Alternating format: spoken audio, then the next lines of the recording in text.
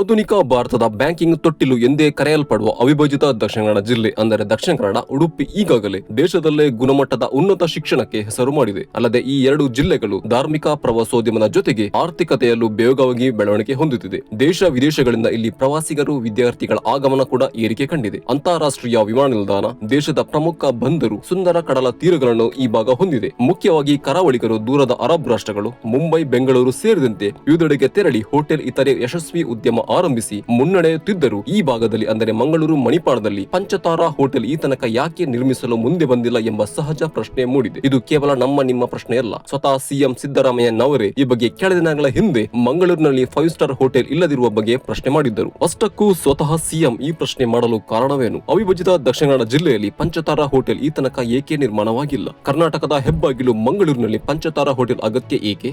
ಇಂಥ ಆರ್ಥಿಕ ಚಟುವಟಿಕೆಗಳು ನಗರಕ್ಕೆ ಯಾವ ಉತ್ತೇಜನ ನೀಡಲಿದೆ? ಭವಿಷ್ಯದಲ್ಲಿ ಮಂಗಳೂರಿನ ಯಾವ ಕಡೆಗಳಲ್ಲಿ ಪಂಚತಾರಾ ಹೋಟೆಲ್ ನಿರ್ಮಾಣವಾಗುತ್ತಿದೆ?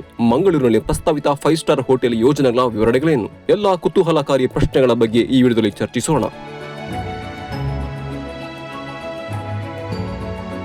ನಮಸ್ಕಾರ ಪ್ರೀತಿಯ ವೀಕ್ಷಕ ಅಭಿಮಾನಿಗಳೇ, ಗ್ಲೋಬಲ್ ರಾಜಕೀಯ ಯೂಟ್ಯೂಬ್ ಚಾನಲ್ಗೆ ತಮಗೆ ಹಾರ್ದಿಕ ಸ್ವಾಗತ. ನಾನು ಜೀವನ್ ಕುಮಾರ್. ಒಂದು ವೇಳೆ ನೀವು ಚಾನಲ್ ಸಬ್ಸ್ಕ್ರೈಬ್ ಆಗಿರದಿದ್ದರೆ ಸಬ್ಸ್ಕ್ರೈಬ್ ಮಾಡಿ, ಲೈಕ್ ಹಾಗೂ ಶೇರ್ ಮಾಡಿ ಎಂದು ವಿನಂತಿ. ವೀಕ್ಷಕರೇ, ಕರಾವಳಿಗರು ಸಹಜವಾಗಿಯೇ ಸಾಹಸ ಪ್ರಿಯರು. ದಕ್ಷಿಣ ಕನ್ನಡ ಉಡುಪಿ ಜಿಲ್ಲೆ ಇಂದು ಆರೋಗ್ಯ, ಶಿಕ್ಷಣ, ಬ್ಯಾಂಕಿಂಗ್ ಹಾಗೂ ಆರ್ಥಿಕತೆಯಲ್ಲಿ ಗುರುತಿಸಿಕೊಂಡಿದ್ದರೆ ಅದಕ್ಕೆ ಈ ಭಾಗದ ಉದ್ಯಮಿಗಳ ಕಠಿಣ ಪರಿಶ್ರಮವೇ ಕಾರಣ. ಹಿಂದಿನಿಂದ ಇಲ್ಲಿಯವರೆಗೆ ಪ್ರತಿಯೊಬ್ಬ ಉದ್ಯಮಿಯು ಇಲ್ಲಿನ ಅಭಿವೃದ್ಧಿಗೆ ತಮ್ಮದೇ ಆದ ಕೊಡುಗೆ ನೀಡುತ್ತಿದ್ದಾರೆ. ಸರ್ಕಾರಿ ಮಟ್ಟದಲ್ಲಿ ಇಲ್ಲಿನ ಆರೋಗ್ಯ ಹಾಗೂ ಶಿಕ್ಷಣ ವಲಯಕ್ಕೆ ಅಂತ ಹೇಳಿಕೊಳ್ಳುವಂತ ಯಾವುದೇ ವಿಶೇಷ ಮುತುವರ್ಜಿ ಸಿಗದಿದ್ದರೂ ಇಲ್ಲಿನ ಪರಿಶ್ರಮಿ ಉದ್ಯಮಿಗಳೇ ದಕ್ಷಿಣ ಕನ್ನಡ ಉಡುಪಿ ಭಾಗದಲ್ಲಿ ಸ್ವತಃ ಮೆಡಿಕಲ್, ಎಂಜಿನಿಯರಿಂಗ್ ಸೇರಿದಂತೆ ಶಿಕ್ಷಣ ಸಂಸ್ಥೆ ಉದ್ಯಮಗಳನ್ನು ಸ್ಥಾಪಿಸಿ ಜಿಲ್ಲೆಗಳನ್ನು ದೇಶದೆಲ್ಲೆಡೆ ಗುರುತಿಸುವಂತೆ ಮಾಡಿದ್ದಾರೆ. ಇದರ ಪರಿಣಾಮವೇ ಇಂದು ದಕ್ಷಿಣ ಕನ್ನಡ ಉಡುಪಿಯಲ್ಲಿ ಹೆಚ್ಚಿನ ಸಂಖ್ಯೆಯ ಖಾಸಗಿ ಮೆಡಿಕಲ್ ಕಾಲೇಜುಗಳು, ಇತರೆ ಉನ್ನತ ಶಿಕ್ಷಣ ನೀಡುವ ವಿದ್ಯಾಸಂಸ್ಥೆಗಳು ಬೆಳೆದು ನಿಂತಿದೆ. ಅಲ್ಲದೆ ತೆರಿಗೆ ಸಂಗ್ರಹ ವಿಚಾರದಲ್ಲಿ ಕೂಡ ಈ ಭಾಗಗಳು ರಾಜ್ಯದಲ್ಲೇ ಗುರುತಿಸಿಕೊಂಡಿದೆ. ಇದು ಧಾರ್ಮಿಕ ಪ್ರವಾಸೋದ್ಯಮ, ದೇಶದ ಬ್ಯಾಂಕಿಂಗ್ ಕ್ಷೇತ್ರಕ್ಕೆ ಈ ಭಾಗದ ಜನರ ಕೊಡುಗೆ ಎಲ್ಲರಿಗೂ ತಿಳಿದೇ ಇದೆ. ಎರಡು ಜಿಲ್ಲೆಗಳು ಧಾರ್ಮಿಕ ಪ್ರವಾಸೋದ್ಯಮ, ಸಾಂಸ್ಕೃತಿಕ, ಶೈಕ್ಷಣಿಕ, ಸಾಮಾಜಿಕ ಉತ್ತಮ ತಲಾ ಆದಾಯ ಹೊಂದಿರುವ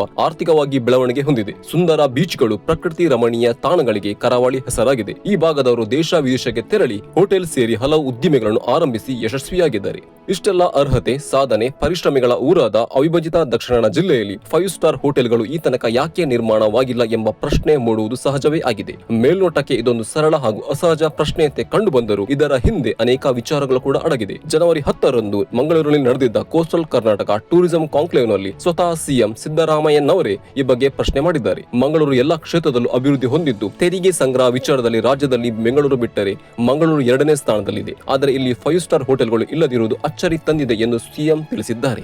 ತೆರಿಗೆ ಸಂಗ್ರಹಣೆಯಲ್ಲಿ ನಮ್ಮ ರಾಜ್ಯನೇ ಮಹಾರಾಷ್ಟ್ರ, ಇಡೀ ದೇಶದಲ್ಲಿ ಮಹಾರಾಷ್ಟ್ರ ಬಿಟ್ರೆ ಕರ್ನಾಟಕ ನಂಬರ್ 2, ಬೆಂಗಳೂರನ್ನು ಬಿಟ್ರೆ ಮಂಗಳೂರು. ನಾನು ಬಹಳ ಸಂತೋಷ ಆಯಿತು. ಇಲ್ಲಿವರೆಗೆ ಒಂದು 5 ಸ್ಟಾರ್ ಹೋಟೆಲ್ ಇಲ್ಲ ಮಂಗಳೂರಿನಲ್ಲಿ. ಇದು ಅತ್ಯಂತ ಸೂಕ್ತವಾದಂತ ಸ್ಥಳ. ನಾವು ಎಲ್ಲದರಲ್ಲೂ ಮುಂದೆ ಇದ್ದೀವಿ. ಮಂಗಳೂರು ಶಿಕ್ಷಣದಲ್ಲಿ ಮುಂದೆ ಇದೆ, ಬ್ಯಾಂಕಿಂಗ್ ನಲ್ಲಿ ಮುಂದೆ ಇದೆ, ಆರೋಗ್ಯದಲ್ಲಿ ಮುಂದೆ ಇದೆ, ಸಂಸ್ಕೃತಿಯಲ್ಲಿ ಮುಂದೆ ಇದೆ. ಎಲ್ಲ ಮುಂದೆ ಇದ್ದಾಗ ಮತ್ತೆ ಇಲ್ಲಿ ಸ್ಥಳೀಯ ಜನ ಇದ್ದಾರಲ್ಲ, ಸಾಹಸ ಪ್ರವೃತ್ತಿ ಇರ್ತಕ್ಕಂಥ ಜನ. ವೀಕ್ಷಕರೇ, ದಕ್ಷಿಣ ಕನ್ನಡ ಉಡುಪಿ ಜಿಲ್ಲೆ ಆರ್ಥಿಕತೆ, ಶಿಕ್ಷಣ, ವೈದ್ಯಕೀಯ ರಂಗದಲ್ಲಿ ಕರ್ನಾಟಕದ ಪ್ರಮುಖ ಜಿಲ್ಲೆಗಳಾಗಿದ್ದರೂ ಈ ಭಾಗ ಕೇವಲ ಋಣಾತ್ಮಕ ಅಂಶಗಳಿಂದಲೇ ಗುರುತಿಸಿಕೊಂಡಿರುವುದು ಖೇದಕರ ಸಂಗತಿ. ಮಂಗಳೂರಿನಲ್ಲಿ ಇದೀಗ ಶಾಂತಿ ಸುವ್ಯವಸ್ಥೆ ಪುನರ್ ಸ್ಥಾಪಿತವಾಗಿರುವುದು ಸಮಾಧಾನಕರ ಸಂಗತಿ. ಅಲ್ಲದೆ ಭವಿಷ್ಯದಲ್ಲಿ ಕರ್ನಾಟಕ ಕರಾವಳಿಯ 3 ಜಿಲ್ಲೆಗಳನ್ನು ಯಾವ ರೀತಿ ಅಭಿವೃದ್ಧಿ ಪಡಿಸಬಹುದು ಎಂಬ ನಿಟ್ಟಿನಲ್ಲಿ ಮಂಗಳೂರಿನಲ್ಲಿ ಕಾಂಕ್ಲೇವ್ ಆಯೋಜಿಸಲಾಗಿತ್ತು. ಇನ್ನು ಸಿಎಂ ಹೇಳಿರುವ ಸತ್ಯಾಂಶ ನಾವು ತಳ್ಳಿ ಹಾಕುವಂತಿಲ್ಲ. ಅಷ್ಟಕ್ಕೂ ಈ ತನಕ 5 ಸ್ಟಾರ್ ಹೋಟೆಲ್ ಇಲ್ಲದಿರಲು ಕಾರಣವೇನು? ಬೆಳೆಯುತ್ತಿರುವ ದಕ್ಷಿಣ ಕನ್ನಡ ಉಡುಪಿಗೆ ಇದರಿಂದ ಏನು ಲಾಭ? 5 ಸ್ಟಾರ್ ನಿರ್ಮಾಣದಿಂದ ಯಾವೆಲ್ಲ ಆರ್ಥಿಕ ಚಟುವಟಿಕೆಗಳು ನಗರಕ್ಕೆ ಬರಲಿದೆ? ಎಲ್ಲಾ ವಿಚಾರಗಳ ಬಗ್ಗೆ ಚರ್ಚಿಸೋಣ.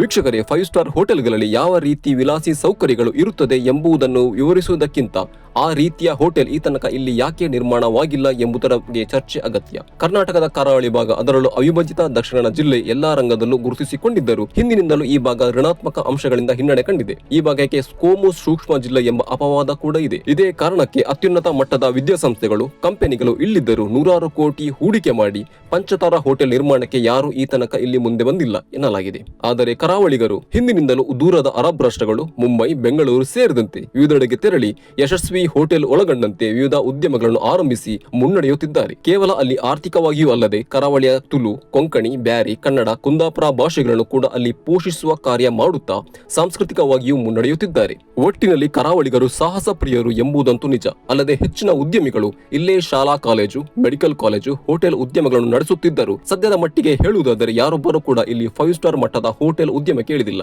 ಮಂಗಳೂರಿನಲ್ಲಿ ಈಗಾಗಲೇ ಅತ್ಯುನ್ನತ ಮಟ್ಟದ ಹೋಟೆಲ್ಗಳು ಇದ್ದು ಪ್ರವಾಸಿಗರಿಗೆ ಅತ್ಯುತ್ತಮ ರೀತಿಯ ಸೌಕರ್ಯಗಳನ್ನು ನೀಡುತ್ತಿದೆ. ಇನ್ನು 5 ಸ್ಟಾರ್ ಹೋಟೆಲ್ ಆರಂಭಿಸುವುದೆಂದರೆ ಸಾಮಾನ್ಯ ವಿಚಾರವಲ್ಲ. ಹೋಟೆಲ್ನಲ್ಲಿ ಅಂತಾರಾಷ್ಟ್ರೀಯ ಮಟ್ಟದ ಸೌಲಭ್ಯವನ್ನು ನೀಡುವ ಜೊತೆಗೆ ದಿನವೊಂದಕ್ಕೆ ಅದಕ್ಕೆ ತಗಲುವ ವೆಚ್ಚ ಕೂಡ ಬಹು ದುಬಾರಿಯಾಗಿರುತ್ತದೆ. ಅಲ್ಲದೆ ಯಾವ ನಗರದಲ್ಲಿ ಆರ್ಥಿಕತೆ ಉನ್ನತ ಮಟ್ಟದಲ್ಲಿರುತ್ತದೆಯೋ ಅಥವಾ ಅದಕ್ಕೆ ಸಂಬಂಧಿಸಿದ ಚಟುವಟಿಕೆಗಳು ನಡೆಯುತ್ತದೆಯೋ ಆ ನಗರದಲ್ಲಿ 5 ಸ್ಟಾರ್ ಸೇರಿದಂತೆ ಉನ್ನತ ಗುಣಮಟ್ಟದ ಹೋಟೆಲ್ಗಳನ್ನು ಆರಂಭಿಸಲಾಗುತ್ತದೆ. ಈ ಮೂಲಕ ಹೆಚ್ಚು ದುಬಾರಿ ಖರ್ಚು ಮಾಡಲು ತಯಾರಿರುವ ಆ ಪ್ರದೇಶದ ಜನತೆಗೆ ರಾಜ್ಯ, ದೇಶ ಅಥವಾ ಹೊರದೇಶಗಳ ಉದ್ಯಮಿಗಳಿಗೆ ಸೇವೆ ನೀಡುತ್ತದೆ. ಸರಳವಾಗಿ ಉದಾಹರಣೆ ಮೂಲಕ ಹೇಳುವುದಾದರೆ ಒಂದು ನಗರದಲ್ಲಿ ಪಂಚತಾರಾ ಹೋಟೆಲ್ ನಿರ್ಮಾಣವಾದರೆ ಆ ನಗರದಲ್ಲಿ ಬಹುರಾಷ್ಟ್ರೀಯ ಕಂಪನಿಗಳು ಅಥವಾ ದೇಶಿ ಕಂಪನಿಗಳು ತಮ್ಮ ಉದ್ಯಮ ಆಧಾರಿತ ಸಭೆಗಳನ್ನು ನಡೆಸಲು ಉತ್ಸುಕವಾಗುತ್ತದೆ. ಅಲ್ಲದೆ ಇತರೆ ಉದ್ಯಮಗಳು ಆ ನಗರಕ್ಕೆ ಬರುವಲ್ಲಿ ಕೂಡ ಸಹಕಾರಿ. ಎಲ್ಲಕ್ಕಿಂತ ಮುಖ್ಯವಾಗಿ ಆ ನಗರದ ಬ್ರ್ಯಾಂಡ್ ಮೌಲ್ಯ ಕೂಡ ಹೆಚ್ಚಾಗುತ್ತದೆ. ಇನ್ನು ಮಂಗಳೂರಿಗೆ ದೇಶ ವಿದೇಶಗಳ ವಿದ್ಯಾರ್ಥಿಗಳು ವಿದ್ಯಾರ್ಜನೆಗೆ ಬರುವುದು ಸಾಮಾನ್ಯ. ಅಲ್ಲದೆ ಇಲ್ಲಿನ ಧಾರ್ಮಿಕ ಪ್ರವಾಸೋದ್ಯಮ ಕೂಡ ಉತ್ತಮವಾಗಿದ್ದು ದೇಶ ವಿದೇಶಿಗರು ಆಗಮಿಸುತ್ತಿದ್ದು ಇನ್ನಷ್ಟು ಅಭಿವೃದ್ಧಿಗೆ ಪೂರಕವಾಗಿದೆ. ಅಲ್ಲದೆ ವಿಭಿನ್ನ ಹಾಗೂ ಅಪೂರ್ವ ಸಂಸ್ಕೃತಿ ಹೊಂದಿರುವ ಕರಾವಳಿ ದರ್ಶನಕ್ಕೆ ಇತ್ತೀಚಿನ ದಿನಗಳಲ್ಲಿ ವಿದೇಶಿಗರು ಬರುವ ಸಂಖ್ಯೆಯಲ್ಲೂ ಕೂಡ ಭಾರಿ ಏರಿಕೆ ಕಂಡಿದೆ ಎಂದು ವರದಿ ತಿಳಿಸಿದೆ. ಹಾಗಾಗಿ ಕೊಚ್ಚಿ, ಗೋವಾ ರೀತಿಯಲ್ಲಿ ಕರ್ನಾಟಕದ ಕರಾವಳಿ ಭಾಗ ಕೂಡ ಪ್ರವಾಸೋದ್ಯಮ ಆರ್ಥಿಕತೆಯಲ್ಲಿ ಮತ್ತಷ್ಟು ಅಭಿವೃದ್ಧಿ ಹೊಂದುವ ಎಲ್ಲ ಅರ್ಹತೆ ಹಾಗೂ ಅವಕಾಶಗಳಿವೆ. ಸದ್ಯ ಇತ್ತೀಚಿನ ದಿನಗಳಲ್ಲಿ ಕರಾವಳಿ ಭಾಗದಲ್ಲಿ ಶಾಂತಿಯ ವಾತಾವರಣ ನೆಲೆಸಿದ್ದು ಅದು ಅಲ್ಲದೆ ಕರಾವಳಿ ಭಾಗದ ಅಭಿವೃದ್ಧಿಗೆ ಕೇಂದ್ರ ಹಾಗೂ ರಾಜ್ಯ ಸರ್ಕಾರಗಳು ಕೂಡ ಹೆಚ್ಚಿನ ಮುತುವರ್ಜಿ ವಹಿಸುತ್ತಿರುವುದು ಉತ್ತಮ ಬೆಳವಣಿಗೆ. ಅಲ್ಲದೆ ಕೆಲ ದಿನಗಳ ಹಿಂದೆ ಮಂಗಳೂರಿನಲ್ಲಿ ನಡೆದಿದ್ದ ಕೋಸ್ಟಲ್ ಕರ್ನಾಟಕ ಟೂರಿಸಂ ಕಾಂಕ್ಲೇವ್ ಇದಕ್ಕೊಂದು ನಿದರ್ಶನ. ಇನ್ನು ಮಂಗಳೂರಿನಲ್ಲಿ ಆರಂಭವಾಗಲಿರುವ ಪಂಚತಾರಾ ಹೋಟೆಲ್ಗಳು ಯಾವುದು? ಮಂಗಳೂರಿನಲ್ಲಿ 500 ಕೋಟಿ ರು ಹೂಡಿಕೆ ಮಾಡಿ 4 ಹೊಸ 5 ಸ್ಟಾರ್ ಹೋಟೆಲ್ ನಿರ್ಮಾಣ. ಕರಾವಳಿ ಅಭಿವೃದ್ಧಿಗೆ ರಾಜಕೀಯ ಪಕ್ಷಗಳು ತಮ್ಮ ಪಕ್ಷಭೇದ ಮರೆತು ಒಂದಾಗಿರುವುದು ಉತ್ತಮ ಬೆಳವಣಿಗೆ. ತೆರಿಗೆ ಸಂಗ್ರಹ ವಿಚಾರದಲ್ಲಿ ಬೆಂಗಳೂರು ಬಿಟ್ಟರೆ 2ನೇ ಸ್ಥಾನದಲ್ಲಿದೆ ಎಂದು ಹೇಳಲಾದ ಮಂಗಳೂರಿನ ಸಮಗ್ರ ಅಭಿವೃದ್ಧಿಗೆ ಕೇಂದ್ರ ಹಾಗೂ ರಾಜ್ಯ ಸರ್ಕಾರಗಳು ಮುಂದೆ ಬಂದಿದೆ. ಮುಖ್ಯವಾಗಿ ಮಂಗಳೂರಿನಲ್ಲಿ ಡೇಟಾ ಸೆಂಟರ್ ಕೂಡ ಆರಂಭವಾಗಲಿರುವ ಮಾತುಗಳು ಕೂಡ ಕೇಳಿ ಬಂದಿದೆ. 1-2 ವರ್ಷದಲ್ಲಿ ಈ ಬಗ್ಗೆ ಅಧಿಕೃತ ಘೋಷಣೆಯಾದರೆ ಅಚ್ಚರಿ ಇಲ್ಲ. ಇದೇ ಕಾರಣಕ್ಕೆ ಇಲ್ಲಿನ ಹೋಟೆಲ್ ಉದ್ಯಮ ಅದರಲ್ಲೂ ಪಂಚತಾರಾ ಹೋಟೆಲ್ ವಲಯದಲ್ಲಿ ಹೂಡಿಕೆಗೆ ಉದ್ಯಮಿಗಳು ಮುಂದೆ ಬಂದಿದ್ದಾರೆ ಎನ್ನಲಾಗಿದೆ. ಈಗಾಗಲೇ ಹಲವು ಯೋಜನೆಗಳು ಭರದಿಂದ ಸಾಗುತ್ತಿದೆ ಎನ್ನಲಾಗಿದೆ. ಮೂಲಗಳ ಪ್ರಕಾರ ಈಗಾಗಲೇ ಸುಮಾರು 500 ಕೋಟಿ ರು ಹೂಡಿಕೆಯಲ್ಲಿ ಮಂಗಳೂರು ಭಾಗದಲ್ಲಿ ಸುಮಾರು 4 ಹೊಸ ಪಂಚತಾರಾ ಹೋಟೆಲ್ಗಳ ನಿರ್ಮಾಣವಾಗುತ್ತಿದೆ ಅಥವಾ ಯೋಜನಾ ಹಂತದಲ್ಲಿದೆ ಎನ್ನಲಾಗಿದೆ. ಮಂಗಳೂರಿನ MG ರಸ್ತೆ, ಗುರುಪುರ ಸೇರಿದಂತೆ 4 ಕಡೆಗಳಲ್ಲಿ ಪಂಚತಾರಾ ಹೋಟೆಲ್ಗಳ ನಿರ್ಮಾಣ ಕಾರ್ಯವಾಗುತ್ತಿದೆ ಎಂದು ಮೂಲಗಳು ತಿಳಿಸಿದೆ. ಹಾಗಾಗಿ ಸಹಜವಾಗಿಯೇ ಮಂಗಳೂರಿನ ಇದು ಹೊಸ ದಿಕ್ಕಿನತ್ತ ಕೊಂಡೊಯ್ಯುವುದು ಖಚಿತ.